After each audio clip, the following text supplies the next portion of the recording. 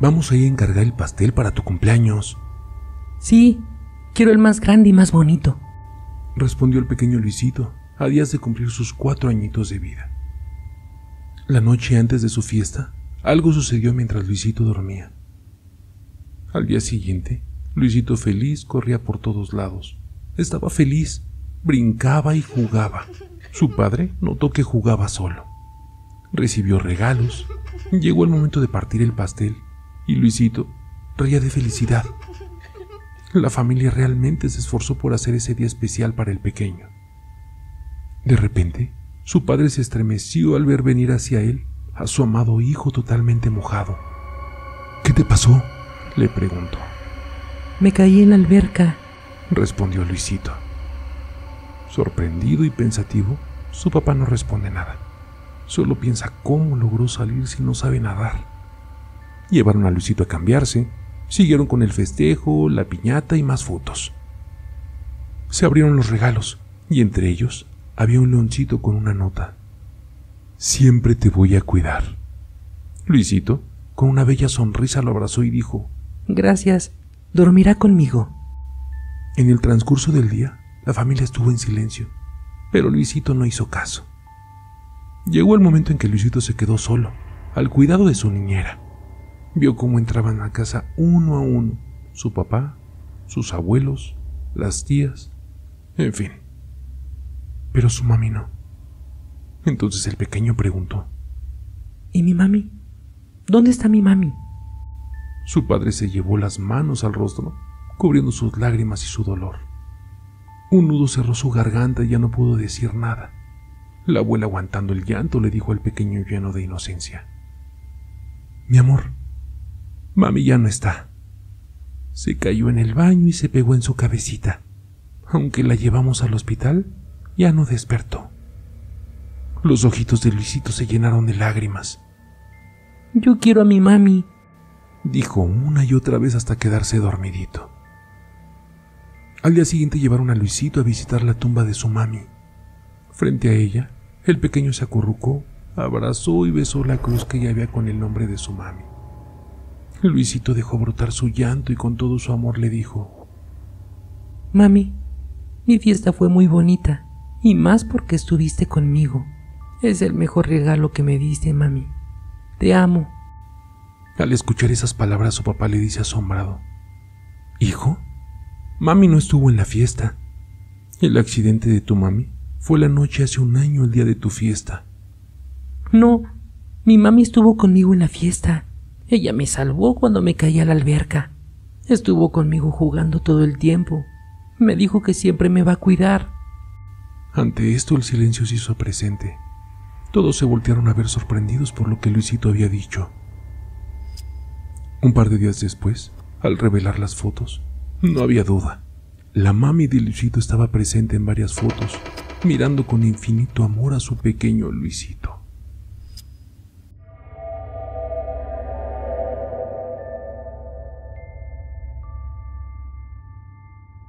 Caía la tarde y aún me faltaba mucho camino por recorrer.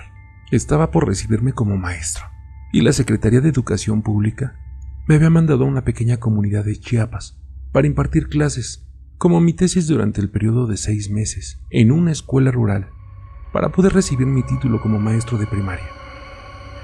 Luego de 2 horas, llegué a mi destino.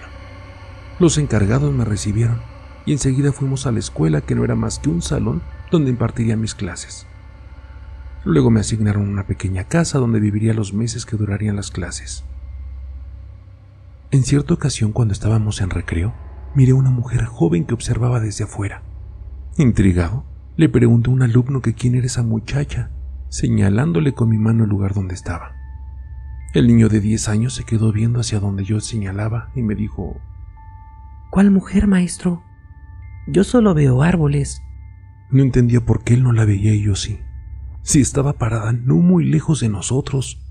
Mas de repente, en un abrir y cerrar de ojos, desapareció, dejándome muy intrigado. Desde esa vez me sentí observado por alguien. Incluso donde estaba viviendo empezaron a pasar cosas muy extrañas.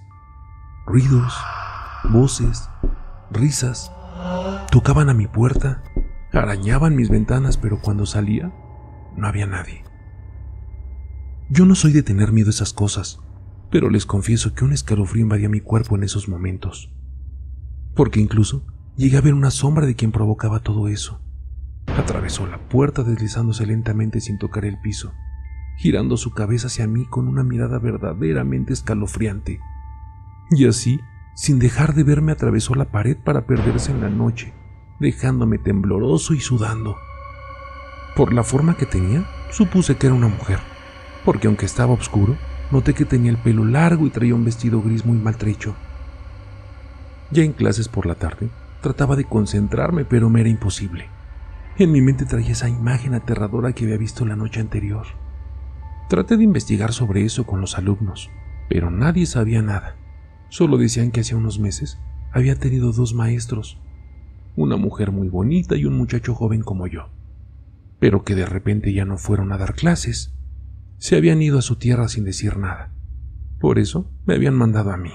Me pareció muy extraño porque nadie se va así nomás sin decir nada, y menos 2 maestros, pero traté de ya no darle importancia.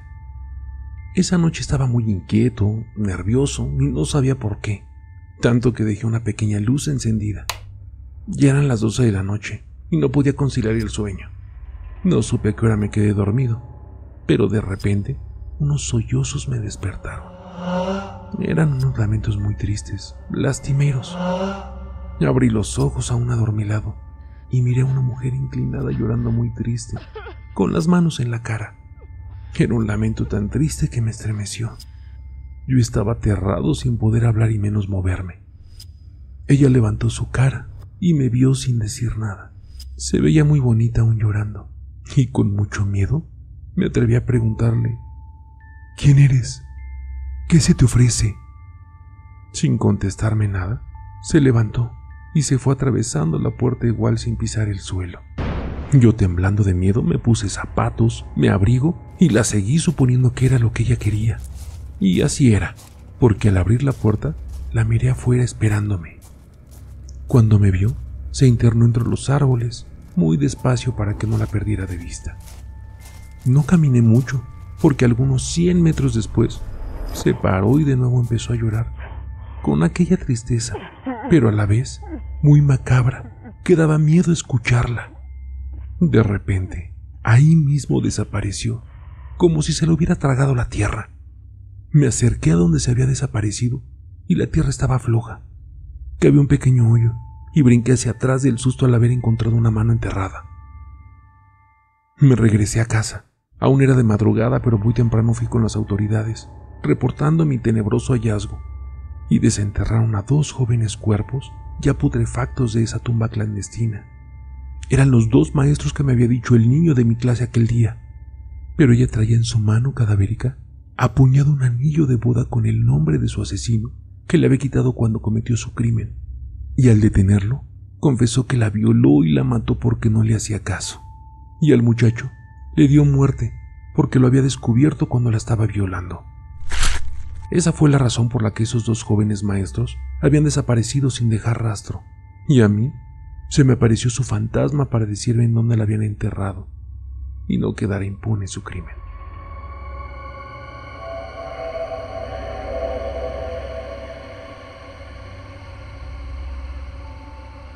Hace algunos años, en una linda casa en el medio del campo, vivía una familia de 3 hijos y su madre, la cual se unió al poco tiempo con un hombre, convirtiéndolo en padrastro de los pequeños. Pero este tipo era muy violento, maltrataba a los niños sin razón, les quitaba sus alimentos, les negaba el agua, hasta los golpeaba solo por gusto.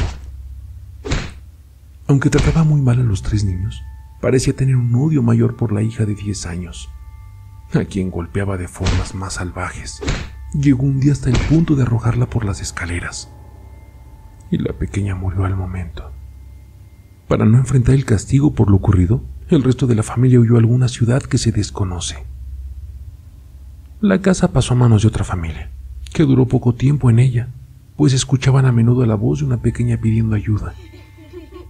Las siguientes personas que habitaron esa casa se quedaron el tiempo suficiente para escucharla llorar y gritar en medio de la noche, hablando cuando la gente estaba de espaldas, y al voltear no veían nada, También golpeaba en ocasiones la puerta para pedir un poco de agua, pero lo más inquietante de su presencia era cuando se paraba en la escalera, pues no se sabe si estaba cuidando a los demás para que no cayeran, o a propósito aparecía para tirarlos como lo hicieron con ella, y corrieran su misma suerte.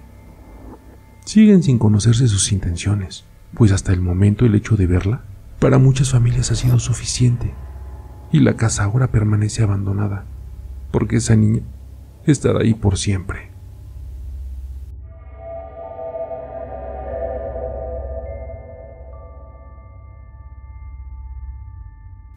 Solía visitar la tumba de mi abuela todos los sábados desde que tengo 11 años. Mi mamá iba conmigo, pero cuando cumplí los 15, ya iba solo. Un sábado decidí ir más tarde de lo acostumbrado, porque tenía que terminar una tarea pendiente. No me dio tiempo de ir a casa a cambiarme de ropa, por lo que decidí pasar al cementerio con uniforme. Cuando llegué ahí, ya estaba medio oscurecido, ya que eran más de las 5 de la tarde y era horario de invierno. Lo que sí fue que noté algo que nunca antes había notado. Una lápida abandonada que estaba muy maltratada y muy vieja. Parecía que hace siglos nadie la visitaba. Cerca de ella estaba una mujer y un niño pequeño, arrodillados. No les pude ver la cara, pero sí noté que ella lloraba mucho. Cuando me acerqué para hablar con ella, me dio un escalofrío horrible. Me quedé helado. Decidí terminar en ese momento la visita de mi abuela para volver a casa, ya que en esas horas cualquier cosa era posible de divisar en algún lugar así. Así que me fui a casa. No pude dejar de pensar en esa mujer y en el niño. ¿Qué les habría pasado? Regresé al día siguiente, y aunque eran prohibidas las visitas a los muertos los días que no fueran sábados, yo igual fui. Estaba cerrado, por lo que tuve que trepar el portón. Fui a mirar aquella lápida vieja. No había fotos ni flores. Los nombres escritos en ella estaban muy borrados, por lo que no pude distinguir nada. Cuando estaba por marcharme, al darme la vuelta estaban ellos, la mujer y el niño. Casi me desmayo del susto. Estaban muy pálidos y fríos. No dijeron una palabra, solo me miraron. Pasaron varios minutos hasta que el niño dijo: Nadie nunca venía a vernos. Todos nos olvidaron. Me quedé más helado que nunca. Me fui a casa, hablé con mi padre de lo ocurrido y me prohibió volver allá solo. Yo le supliqué que me acompañara a llevarles unas flores y a limpiar. Así lo hicimos. Pude arreglar la lápida lo que podía y recé. Aunque no me sabía sus nombres, pedía que descansaran en paz. Así lo seguí haciendo por unos meses, hasta que un día volvieron a aparecer, solo para decirme gracias.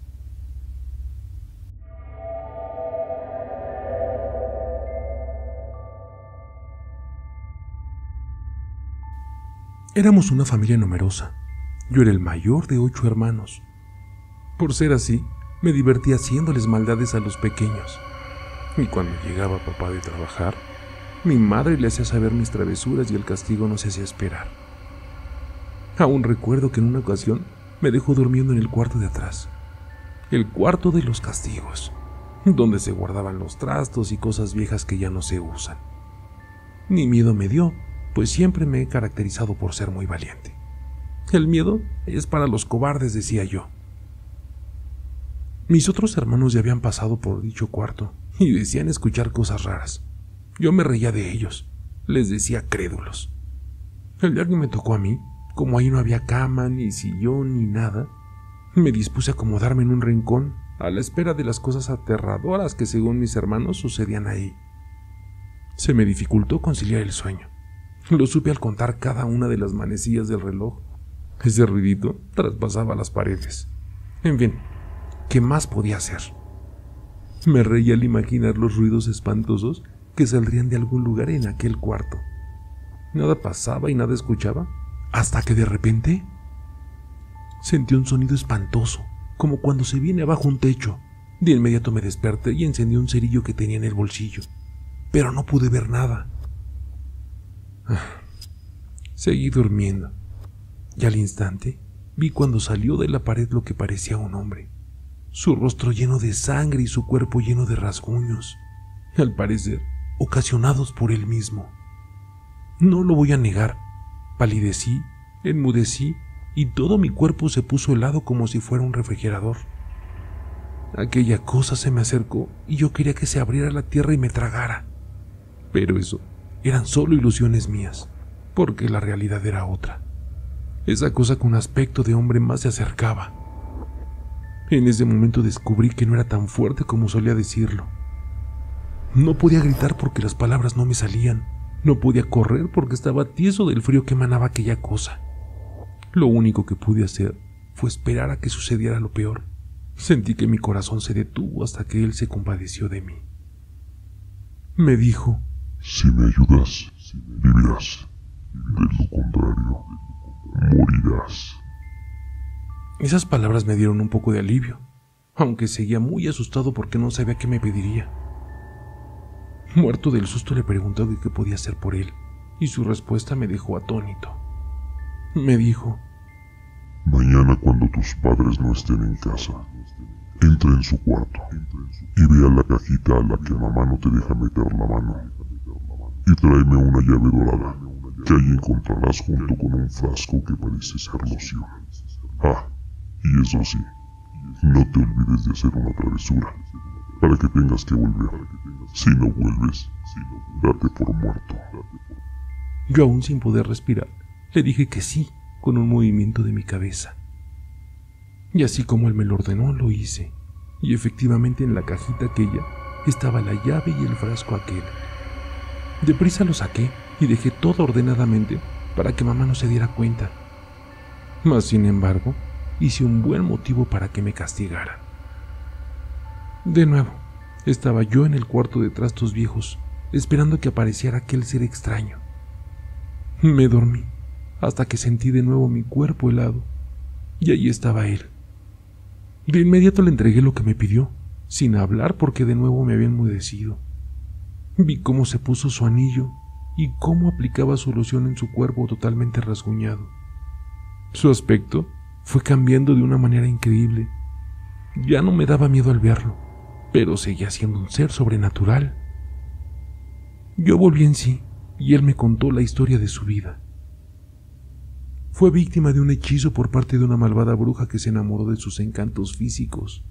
Siempre lo sedujo, pero nunca obtuvo respuesta positiva de su parte. Ella, al ver que no lo podía conquistar, lo encerró en un pequeño agujero donde vivió cerca de 100 años, hasta que por fin llegó alguien fuerte a rescatarlo, ya que la malvada mujer jamás volvió por él.